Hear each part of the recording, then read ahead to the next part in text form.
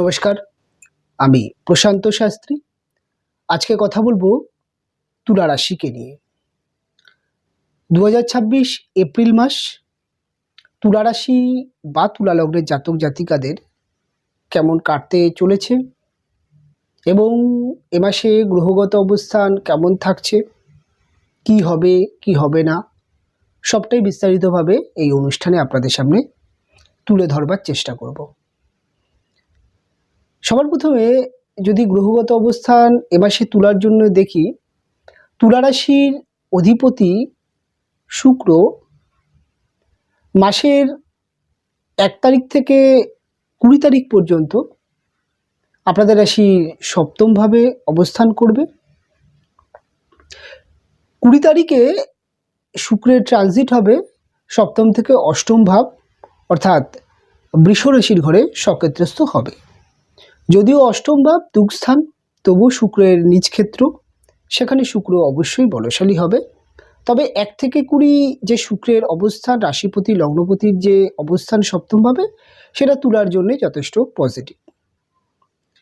এবং তুলার 5th হাউসে দীর্ঘদিন যেই গ্রহগত সমস্যা দেখা যাচ্ছে, যেমন মঙ্গলের অবস্থান এবং বুধ বক্রী অবস্থান, সেখান থেকে পঞ্চম ভাবের যে প্রভাব, অর্থাৎ পঞ্চম ভাব কেন্দ্রিক যে প্রভাব, সেখান থেকে এই মাসে তুলা কিন্তু বেরিয়ে আসতে পারবে। মাসের মোটামুটি ধরা যায় প্রথম থেকেই মঙ্গল আপনাদের রাশির ষষ্ঠভাবে অবস্থান করবে। ষষ্ঠভাবে বর্তমানে শনিদেব অবস্থান করছে এবং 1 থেকে 15 তারিখ পর্যন্ত রাশির ষষ্ঠভাবে রবি গ্রহটি অবস্থান করবে। 15 তারিখে রবি আপনাদের সপ্তমভাবে গিয়ে উচ্চস্থ হবে। পঞ্চমভাবে বর্তমানে রাহু এবং একাদশ স্থানে কেতুর অবস্থান।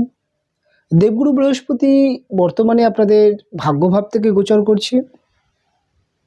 এই হচ্ছে গ্রহগত অবস্থান, যেটা তুলার জন্য এ মাসে থাকছে। দেখা যাক এবার তুলার শরীর স্বাস্থ্য, মন মানসিকতা এবং বলা যেতে পারে তুলার যে কোনো কাজ বা যে কোনো বিষয় তুলা কতটা অ্যাক্টিভ থাকছে। মন মানসিকতা তুলার এ মাসে যথেষ্ট ভালো দেখতে পাওয়া যাবে। সপ্তমভাবে শুক্রের অবস্থান এবং শুক্রের একটি দৃষ্টি রাশিতে, সেটা তুলার মধ্যে কিন্তু একটি উপভোগ মানসিকতা, একটা ফ্রি মানসিকতা এবং বিনোদন বা উপভোগমূলক একটি মানসিকতা নিয়ে তুলা চলবে। তুলার মধ্যে 20 তারিখ পর্যন্ত, বিশেষ করে 15 তারিখ পর্যন্ত দেখতে পাওয়া যাবে যে এই সময়টি আপনি উপভোগ এবং মানসিকভাবে অনেকটা ফ্রি থাকতে পারবেন। কাজের জায়গা বা ব্যবসার জায়গা বা যে কোনো ক্ষেত্রে আপনি নিজেকে অনেকটা এগিয়ে নিয়ে যেতে পারবেন। যে কোনো কম্পিটিটিভ জায়গা, যেখানেই কম্পিটিশান চলে আসছে, সে সমস্ত জায়গায় তুলা কিন্তু নিজেকে এগিয়ে রাখতে পারবে।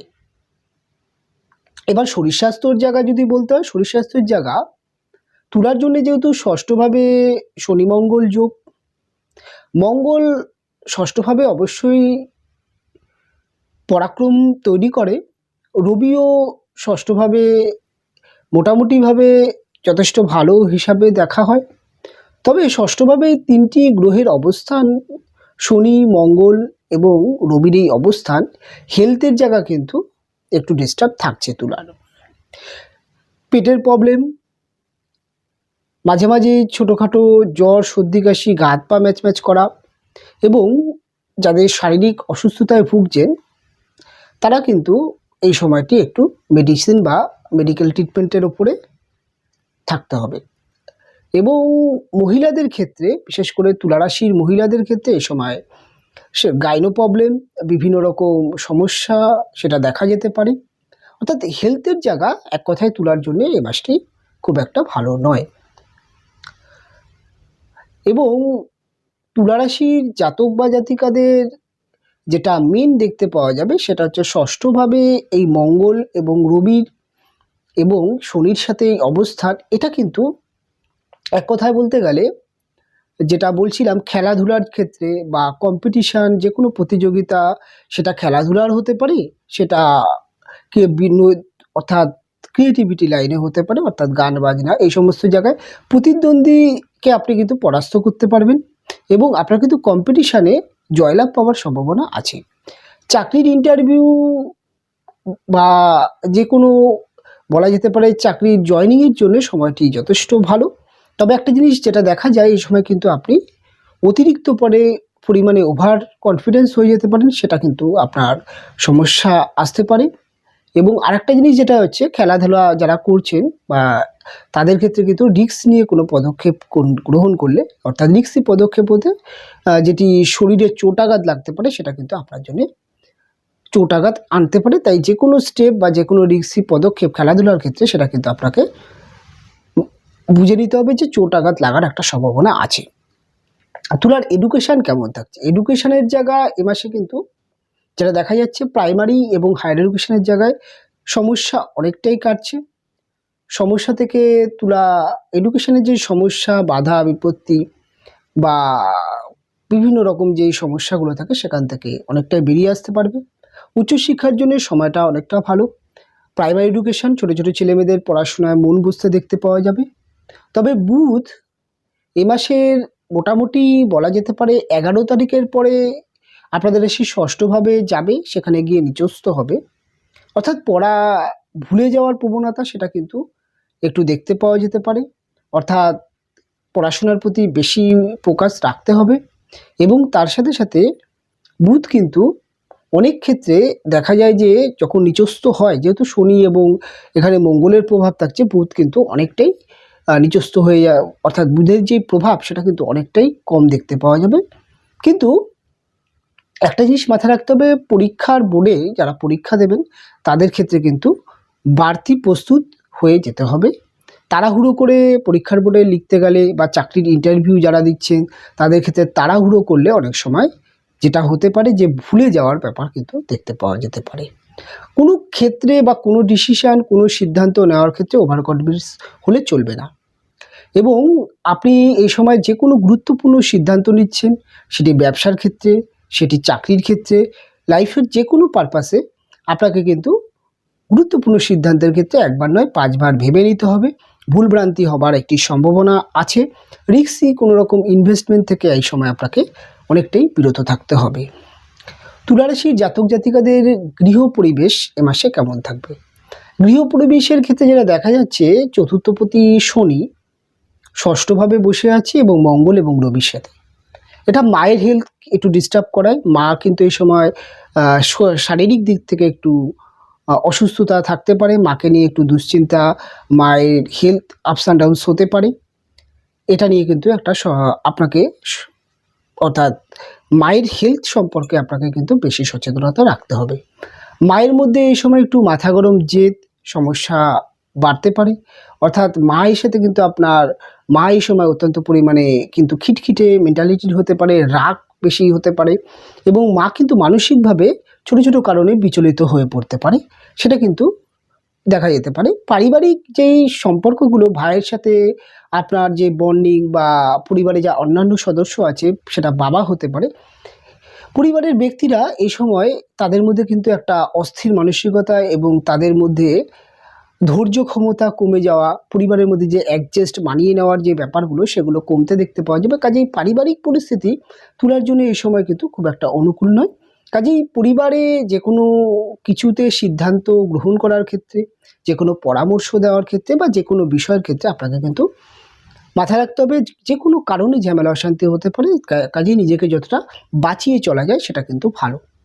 ম্যারেজ লাইফে এর এফেক্ট কেমন পড়বে? দেখুন, সপ্তমভাবে শুক্রের অবস্থান, এটা কিন্তু যেটা দেখা যায় যে ম্যারেজ লাইফে একে অপরের মধ্যে রোমান্টিকতা এবং একে অপরের মধ্যে ভালোবাসার যে একটা চাহিদা, সেটা কিন্তু দেখতে পাওয়া যাবে। আবেগ এবং যে কোনো ভ্রমণ এবং যে কোনো বিনোদন বা উপভোগ, এই সময় কিন্তু ম্যারেজ লাইফে তুলার দেখতে পাওয়া যাবে। কিন্তু সপ্তম ভাবের লর্ড অর্থাৎ অধিপতি মঙ্গল যেহেতু তার নিজের ভাব থেকে দ্বাদশ অর্থাৎ ষষ্ঠভাবে বসে আছে এবং এখানে যেটা দেখা যাচ্ছে যে শনি এবং রবির সাথে কনজাংশন, এটা কিন্তু মাসের 15 তারিখ পর্যন্ত আপনার কিন্তু ম্যারেজ লাইফে যেটা মেন সমস্যা হতে পারে যে একে অপরের মধ্যে কিন্তু ছোটো ছোটো কারণে মান অভিমান, ভুল বোঝাবুঝি, অনেক সময় হাজব্যান্ড বা ওয়াইফের হেলথ একটু ডিস্টার্ব থাকতে পারে এবং সেটা নিয়ে আপনাকে ভুগতে হতে পারে।